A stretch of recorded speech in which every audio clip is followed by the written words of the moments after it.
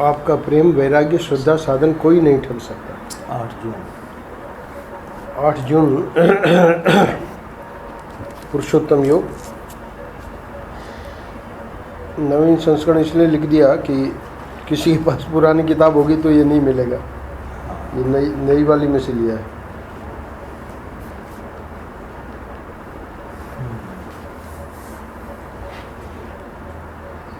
तो शीर्षक है आपका प्रेम वैराग्य श्रद्धा साधन कोई नहीं ठग सकता। अच्छा, ये 15वें अध्याय पे महर्षि के जो प्रवचन हुए साध्वी कंचन ने उनको लिखा, और फिर ये पुरुषोत्तम योग जो है नवीन संस्करण का मतलब है कि वो जो पहले जो पुस्तक थी वो प्रवचन कहीं और हुए थे और ये प्रवचन कहीं और हुए। तो इसमें पुरुषोत्तम योग के श्लोकों का महर्षि ने विस्तार में व्याख्या की है, और व्याख्या तो अद्भुत है ही है। पूर्व की भी व्याख्या अद्भुत ही थी, पर वो सुन के नहीं लिखा गया था। पहले शॉर्ट हैंड होता था तो सुदर्शन सिंह चक्र बहुत सारा अपने डायरी में लिख लेते थे, फिर उसी से फिर छप जाता था। ये पूरा सुन के लिखा है। और पुरुषोत्तम योग जो है 15वां अध्याय गीता का बहुत ही महत्वपूर्ण है, क्योंकि गीता वैसे तो गीता शास्त्र है, पर इसको 15वें अध्याय को भी शास्त्र ही कहा है। इतना महत्वपूर्ण है ये कि पूरी गीता का सार इसमें 20 श्लोकों में भगवान ने दे दिया है। तो ये जो 5वां श्लोक आज जिस पर व्याख्या करेंगे महर्षि, तो इसमें कह रहे हैं कि जो मान मोह से रहित है, निर्माण मोहा संग दोष को जीत चुके हैं, जित संग दोषा, और आगे कह रहे हैं सदा अध्यात्म में स्थित हैं, अध्यात्म नित्याः विनिवृत्त कामाः, और कामनाओं से छूट चुके हैं, द्वंद्वी विमुक्ताः सुख दुख संज्ञैः, सुख दुख आदि द्वंद्वों से रहित हैं। 5 चीज़ें बताई। ऐसे जो अमूढ़ पुरुष हैं उस अव्यय पद का अनुभव करते हैं, वो लोग जो हैं वो इस अव्यय पद का अनुभव करते हैं। तो इस श्लोक में बता रहे हैं कि कौन उस अव्यय पद को, अव्यय पद का अर्थ है कि अपना जो स्वरूप है उसी को यहाँ परम पद, अव्यय पद। तो स्वरूप क्या है? वही जो ब्रह्म कहना चाहिए। तो ब्रह्मात्म के बोध को कौन प्राप्त करता है? ये 5 चीज़ें जिसके जीवन में आ जाए। निर्माण मोहाजित संग दोषा अध्यात्म नित्या विनिवृत्त कामाः द्वंद्वै विमुक्ताः सुख दुख संज्ञैः गच्छन्त्यमूढ़ाः पदमव्ययम् तत्। जो मान मोह से रहित है, संग दोष को जीत चुके हैं, सदा अध्यात्म में स्थित हैं, कामनाओं से छूट चुके हैं, सुख दुख आदि द्वंद्वों से रहित हैं, वे अमूढ़ पुरुष उस अव्यय पद का अनुभव करते हैं। अच्छा, अब परम पूज्य महर्षि अपनी विलक्षण व्याख्या में ये समझा रहे हैं कि मान मोह छूट जाए तब वेदांत का विचार नहीं होता। वेदांत विचार के द्वारा अर्थात आत्मानात्म विवेक करने से मान मोह छूटता है। संग दोष दूर हो जाए तब गुरु की शरण जाएंगे, यह भ्रांत भाव है। गुरु की शरण जाने से संग दोष छूटेंगे। कामनाएं मिट जाए तब भक्ति नहीं, ईश्वर की भक्ति करोगे तब कामनाएं दूर होंगी।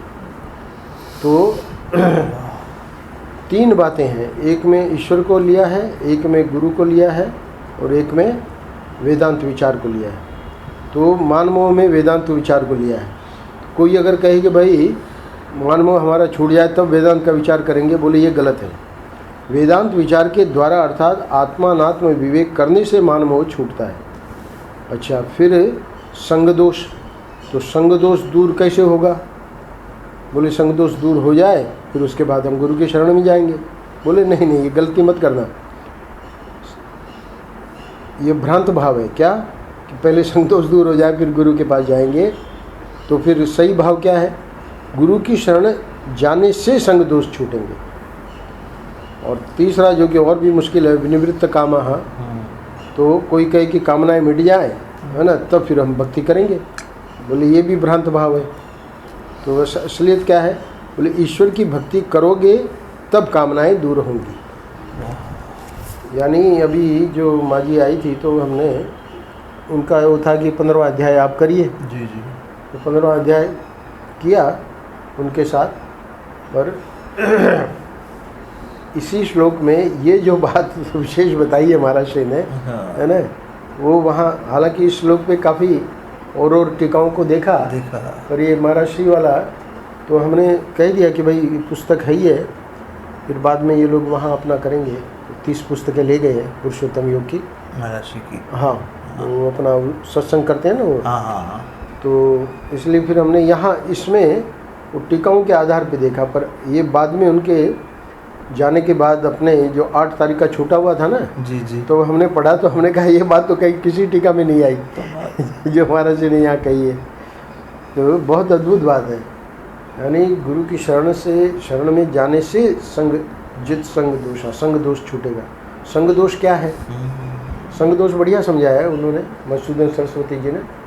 संग दोष है कि जैसे प्रिय हमारे पास आया तो उससे राग हो गया, अप्रिय आया, है ना, तो हटाओ उसको, है ना, मन में सोच रहे जल्दी जाए एक है, तो इसको कहते हैं संग दोष। प्रिय अप्रिय के आने से जो राग द्वेष जो हृदय में आता है, जो कि महापुरुषों के चित्त में नहीं होता, तो जित संग दोष को ही ब्रह्मात्मा के बोध प्राप्त होगा। जब तक हमारे राग द्वेष बने हुए हैं, अच्छा, राग द्वेष में भी राग को और आत्मनिरीक्षण करने से पता चलेगा। आप लोगों के लिए नहीं, पर ये जो सन्यासी और जो इसमें फुल टाइम लगे हुए हैं, तो वो जो साधना कर रहे हैं उसमें उनको देखना चाहिए कि भाई हमारा जब प्रिय आता है तो हमको अंदर से खुशी होती है क्या, आत्मनिरीक्षण करना चाहिए। अगर वो अंदर से खुशी हो रही है तो इसका अर्थ है कि राग है, तो संग दोष है। तो ये बड़ी ज़बरदस्त कसौटी उन्होंने दी। हाँ, जित संग दोष है कहा कि ये जो प्रिय अप्रिय के आने से, हाँ, सामने आने से जो राग द्वेष स्वाभाविक होते हैं, जित संग दोष यानी उसको भी उसने जीत लिया है। तो बोले कैसे जीतोगे? तो बोले कि संग दोष जीतने के बाद गुरु की शरण में जाएंगे, ऐसा मत करना, वो भ्रांत भाव है। बोले कि गुरु की शरण में जाने से संग दोष छूटेंगे। तो गुरु जो है वो राग द्वेष कैसे छुड़ा देते हैं? गुरु राग द्वेष इस प्रकार छुड़ा देते हैं कि गुरु से प्रेम हो गया ना, तो गुरु से जब प्रेम हो गया तो ये जो प्रिय अप्रिय जो था वो क्यों था? जब तक कोई ऐसी अलौकिक वस्तु में प्यार नहीं था तब तक इन संसारिक चीज़ों में प्यार था। प्रेम प्यार के साथ में दूसरा भी राग द्वेष दोनों। अब ये गुरु की शरण में जाने से संग दोष मिटेगा। इसमें महाराज जी का कहने का भाव ये है कि गुरु के चरणों में जब प्रेम हो गया तो अब ये जो संसार वाले बिल्कुल फीके पड़ गए, उनके राग द्वेष का कोई मूल्य ही नहीं रहा। ये महाराज जी ने यहाँ विशेष बात बताई। और बोले कि वेदांत विचार तो मान मोह छूट जाए तब वेदांत का विचार नहीं होगा, है ना। वेदांत विचार के द्वारा अर्थात आत्मा अनात्म विवेक करने से मान मोह छूटता है। पहले वेदांत विचार में लगना पड़ेगा, तो लग गए, वेदांत विचार में लगे हुए हैं, मान मोह छूट रहा है। कैसे छूट रहा है? पहले बड़ा, है ना, कह दे कि भाई ये मोटू को यहाँ से हटाओ, है ना, तो मोटू बहुत बुरा मान जाता। बोले तो अब देखते हैं कि मोटू हटेगा कि ये हटेगा, है ना। पर वो मान मोह नहीं रहा, क्योंकि भाई गुरु की सेवा कर रहे हैं हम लोग। महाराज जी की जन्म शताब्दी हो रही है तो उसमें अपना मान क्या रखना है? सही बात है ना। तो मान भी हटेगा और मोह भी हटेगा। मोह कैसे हटेगा कि भाई अब तो 5-6 दिन अब कैसे देंगे? नहीं दे सकते। 5-6 दिन अपने आनंद शताब्दी में देंगे तो भाई अपना घर का काम करेंगे कि ये कार्य करेंगे, कोई मोह नहीं। अभी साईं का हुआ उत्सव, तो आपने और उसको जो जाना था कौन सी शादी वादी में किस में, तो आपने कह दिया भाई अभी तो नहीं आ सकते, तो वो मोह खत्म हो गया। वो मोह है ना कि भाई हम तो कैसे भी करके शादी में पहुंचना है। तो फिर एक दिन ऐसा यहाँ कह के लाल जी को भाई बहुत जाना जरूरी है, तो ये इसका मतलब मोह अभी बना हुआ है। पर आत्मा अनात्मा का विचार करेंगे वेदांत के विचार के द्वारा, तो ये मोह कैसे छूटेगा? मान मोह। तो मान मोह इस प्रकार छूटेगा कि आत्मा जो है वो है हमारा असली स्वरूप। आत्मा जब असली स्वरूप है तो ये जो मोह बन रहे हैं ये तो इस उपाधि को लेकर बन रहे हैं ना, गोविंदानंद या श्याम जी, तो उपाधि को लेकर मोह बन रहा है, मान बन रहा है। और जो हमारा असली स्वरूप जो है वो बताएंगे वेदांत कि वो तुम हो ही नहीं है, जिसके कारण तुम जो है ना दुखी बने पड़े हो, या बड़े क्या है मुंह पे रौनक आ जाती है और मुंह मुरझा जाता है, आया था ना जीवन मुक्त में। तो रौनक और ये मुरझाना कुछ नहीं, क्या है कि अपना जो स्वरूप है वो नित्य शुद्ध बुद्ध मुक्त है, और ये उपाधि जो है काम चला हुआ है, जैसे चल जाए काम, है ना। अब इसीलिए मनोहरी आनंद में रहती है। तो क्या है, फोन आए तो आ जाए, नहीं आए तो नहीं आए, क्या करना है तो करे, नहीं करना है नहीं करे, काहे को परेशान होना। अपने को लाल जी है, लाल जी और हमारा तो यही तो है ना। ये जो है ये स्थायी है, ये जो है ये सब अस्थायी है जितना है ना। तो ये जब विचार होगा तब मानमोह छूटेगा। ऐसा थोड़ी कि मानमोह छूट जाए फिर हम विचार करेंगे ना। अच्छा, तीसरी बात महाराज श्री बता रहे हैं कि कामनाएं, तो कामनाएं मिट जाए तब भक्ति नहीं, ईश्वर की भक्ति करोगे तब कामनाएं दूर होंगी। तो ईश्वर की भक्ति करने से कामनाएं कैसे दूर होती हैं? ईश्वर की भक्ति करने से ये पता लगता है वो सर्वज्ञ है, सर्वशक्तिमान है, दयालु है ना, सर्वत्र विद्यमान है। तो उसकी जो महत्ता पता लगती है अपनी बुद्धि से, तो फिर उसके प्रति प्रेम होता है।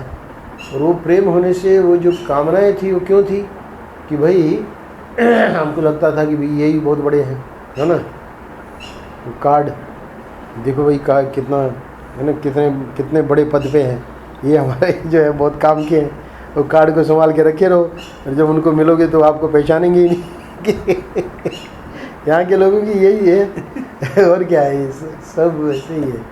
तो इसलिए ईश्वर जो है उसकी भक्ति जब करेंगे तब ये सब कामनाएं सब हट जाएंगी, क्योंकि कामनाएं हम लोग सजोए हुए हैं कि हमारा ये काम बना देंगे, वो हमारा ये काम बना देंगे। अभी भी आप लोग बता रहे थे, जब तो हम लोग सोच रहे थे कि उसके पास कुछ पहुंच जाए तब तक कुछ नहीं हो रहा था, और अपने आप ही ठाकुर जी तो ये भक्ति जो है ये कामनाएं अपने आप मिटा देती है। अब रचना को कुछ है ही नहीं कि भाई कुछ उसको भेजे। ऑटोमेटिक प्लांट लगा हुआ है। हाँ, पहले अपना भेजा हुआ नहीं पहुंच रहा था। सही बात है, ईश्वर का भेजा हुआ पहुंच रहा है। तो इस प्रकार ये कामनाएं मिटने का महर्षि ने एक बता दिया तरीका। अच्छा, अब 2 बच गए, तो 2 कौन कौन से बचे? एक अध्यात्म नित्या और द्वंद्व विमुक्ता सुख दुख संज्ञेय। हाँ।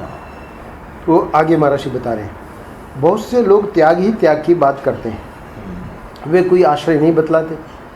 इस प्रकार बिना आश्रय के त्याग नहीं होता। यह बात इसलिए नहीं बनती कि बिना सहारे के त्याग करना बहुत ही कठिन है। इसलिए अपने विवेक के सहारे मान मोह का त्याग, गुरु के सहारे संग दोष का त्याग, और ईश्वर की उपासना के सहारे कामनाओं पर विजय प्राप्त करो। तो ये 3 चीज़ें जो बताई उसमें हाँ रहस्य क्या है?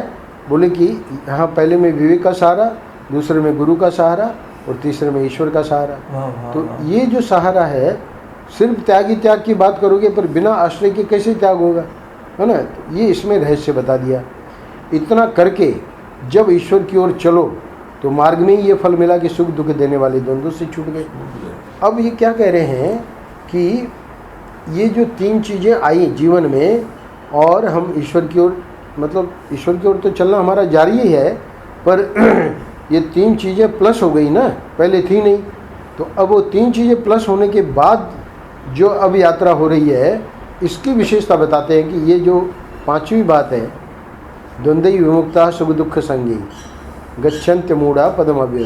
तो पांचवी बात क्या है कि सुख दुख देने वाले द्वंद्वों से हम नहीं छूट पा रहे हैं, पर जब जितसंग दोष हो गए और मान मोह नहीं रहा, और तीसरी बात क्या बताई कि कामनाएं नहीं रही, तो ये जब तीन चीज़ें जीवन में आईं और अब हम ईश्वर की ओर बढ़ रहे हैं, तो अब देखते हैं कि दुख सुख आते हैं, पर वो दुख सुख जो हैं अब छूते नहीं हमको, यानी उसका कोई प्रभाव नहीं पड़ता। दुख आया, ठीक है, ठाकुर जी कुछ परीक्षा ले रहे हैं, है ना, ठाकुर जी हमको और दृढ़ कर रहे हैं और हमको पक्का बना रहे हैं, तो बिल्कुल उसका अपना भाव ही बदल गया दुख को लेकर।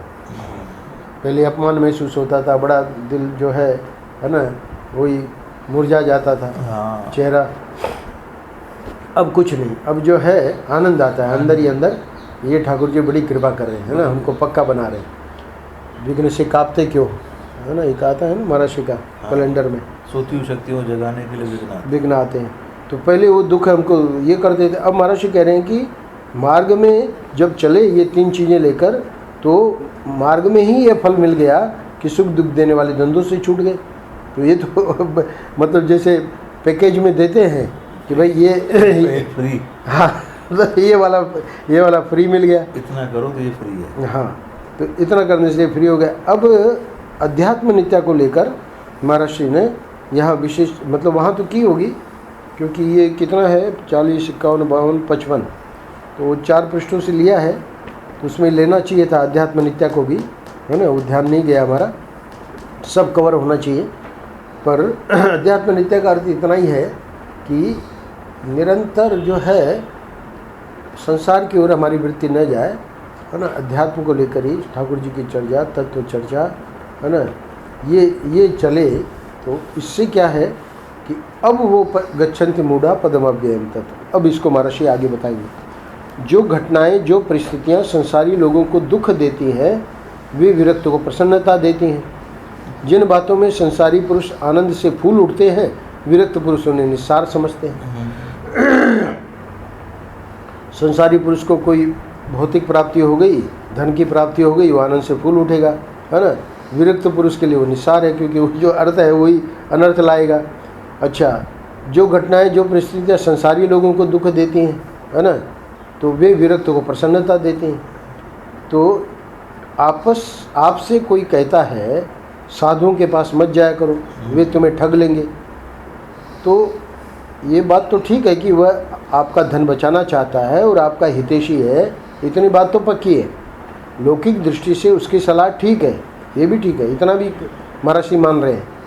पर अब अध्यात्म की बात चल रही है ना, अध्यात्म नित्या, तो अध्यात्म नित्या की दृष्टि से अगर इसकी व्याख्या करें, लेकिन उसने श्रद्धा के स्थान पर संदेह उत्पन्न किया, ईश्वर के स्थान पर धन का महत्व आपकी बुद्धि में बैठाया। तो ये जो दो बातें हैं वो भले लौकिक दृष्टि से तो ठीक हो गया, उसने आपको सावधान कर दिया कि भाई, है ना, ये जरा थोड़ा सा फूंक फूंक के चलने का मार्ग है, पर दूसरी दृष्टि से उसने आपका नुकसान किया। क्या कि श्रद्धा के स्थान पर संदेह उत्पन्न किया। आपकी तो पूर्ण श्रद्धा थी, है ना, और इधर उसने संदेह उत्पन्न कर दिया। इसलिए पंडित गया प्रसाद जी कहते थे कि ये कलयुग में श्रद्धा का होना ही बहुत कठिन है। इसलिए किसी में भी श्रद्धा हो, हमको ये कोई अधिकार नहीं है कि उसकी श्रद्धा को हम तोड़ें। किसी के आशाराम बापू में है, किसी के और किसी में है, तो कोई बात नहीं, वो ठाकुर जी पे छोड़ दो, और उसकी श्रद्धा को तोड़ने का हमको अधिकार नहीं है। तो इसलिए कह रहे हैं कि एक तो तुमने ये गलती कर दी कि भाई वो तो ठगेगा, है ना, साधुओं के पास मत जाया करो, तो श्रद्धा के स्थान पर संदेह उत्पन्न किया। और दूसरा, ईश्वर के स्थान पर धन का महत्व आपकी बुद्धि में बैठा है ना, तो ये भी गलत हो गया। तो अध्यात्म नित्य की दृष्टि से कहें तो उसको कुछ अंशों में इसकी व्याख्या हो ही गई। अच्छा, अब देखिए आगे। अब आगे महर्षि जो आज की पृष्ठ का शीर्षक है उसको ले रहे हैं, आपका प्रेम, आपका वैराग्य, आपकी श्रद्धा, आपका साधन। 4 चीज़ें, प्रेम भक्ति में, वैराग्य भक्ति में भी, ज्ञान में भी, श्रद्धा दोनों में, भक्ति ज्ञान दोनों में, और साधन भक्ति ज्ञान दोनों में। तो साधन, श्रद्धा, वैराग्य और प्रेम, ये जो हमारे चित्त में जैसे जैसे इस मार्ग में चलेंगे तो आएंगी। अब प्रश्न ये है कि वो हमारा धन साधुओं के पास मत जाया करो, वे तुम्हें ठग लेंगे। तो चलो, उसने धन को लेकर ठीक कहा, आपका धन बचाना चाहता है, आपका हितैषी है, लौकिक दृष्टि से उसकी सलाह ठीक है, पर हमारा ध्यान इस पर जाना चाहिए कि भाई हमारे प्रेम, वैराग्य, श्रद्धा और साधन, बलि था ना, तो बलि को शुक्राचार्य जी ने, उनके गुरु ने कहा कि अरे भाई तुम ये 3 पाँव बिल्कुल मना कर दो, है ना, कोई इसमें पाप नहीं लगेगा, है ना, ऐसा शास्त्र में विधान है। और ये तो चूँकि तुमको पूरा का पूरा ही तुम्हारा ले लेगा। तो बलि गुरु थे और शुक्राचार्य गुरु थे, उनको पता लग गया था ये विष्णु है, तो इसलिए उनको सलाह दी। पर बलि जो था वो पक्का था, उसको लगा कि अगर ठाकुर जी हैं, है ना, और वो मांगने आए हैं और वो मैं उनको मना करूं तो इसकी तो कोई ज़रूरत ही नहीं है। बोले क्या क्या कर लेंगे, हमारा क्या ठग लेंगे वो। बलि ने कहा क्या ठग लेंगे, न तो श्रद्धा ठग सकते हैं, है ना, न प्रेम ठग सकते हैं, न वैराग्य ठग सकते हैं, न साधन ठग सकते हैं। तो इसलिए महर्षि कह रहे हैं कि आपका प्रेम, वैराग्य, श्रद्धा, साधन कोई नहीं ठग सकता। वो जो है ठाकुर जी बलि का लोक और परलोक ले लेंगे, है ना, फिर कहेंगे तीसरे पाँव के लिए हमको जगह बताओ। तो उसने, देखिए ठाकुर जी ने बुद्धि दी, बोले हमारे अहंकार को ले लीजिए। जिसकी वस्तु थी वो तो आपने ले ली, पर जो है जिसने दिया उसको तो आपने नहीं लिया, उसी को नाप लीजिए, है ना। तीसरा पाँव मेरे सिर पे रखिए। तो प्रेम, वैराग्य, श्रद्धा, साधन कोई भी नहीं ठग सकता। ये आज के पृष्ठ का मुख्य वाक्य है। यहाँ हमको जब पक्का ये रहे कि इसको तो कोई ठग ही नहीं सकता, तो वो व्यक्ति जो है ना, इस मार्ग में चल सकता है बिना किसी झिझक के। जो भगवान को पाना चाहता है उसे धन में इतनी महत्व बुद्धि क्यों हो कि धन ठगे जाने से के डर से वह सत्संग से ही वंचित रहे। इस प्रकार की शंका वैराग्य की कमी से होती है। तो इस बात को और स्पष्ट कर दिया महर्षि ने। और अंत में जब ये आया गच्छन्ति अमूढ़ा पदम अव्ययम तत्, उसकी व्याख्या कर रहे हैं। एक ही अव्यय पद अर्थात परमार्थ तत्व ईश्वर जीव तथा जगत तीनों के रूप में प्रतीत होता है, हो रहा है। यानी वो जो अव्यय पद है, कल मैंने बताया था, सच्चित आनंद में चित्त जो है उसको देखे बिना रहा नहीं जाता, देखने के लिए कोई चीज़ है नहीं। तो वो जो चित्त है वही देखने वाला बन जाता है, वही दिखने वाला बन जाता है। तो यहाँ क्या हो रहा है कि एक ही अव्यय पद अर्थात परमार्थ तत्व ईश्वर बन गया, जीव बन गया, है ना, ये तो हो गया देखने वाले, और दिखने वाला जगत बन गया। तो तीनों के रूप में वो एक ही तत्व प्रतीत हो रहा है। तीन है नहीं, एक ही है। उस अव्यय पद को अमूढ़ा गच्छन्ति अर्थात अमूढ़ा यानी ज्ञानी, तो ज्ञानी प्राप्त करते हैं, अनुभव करते हैं। तो ये आज महर्षि ने संक्षेप में इस बात को रखा है। और हम लोग देखते हैं कैसे क्या श्याम जी का मूड है।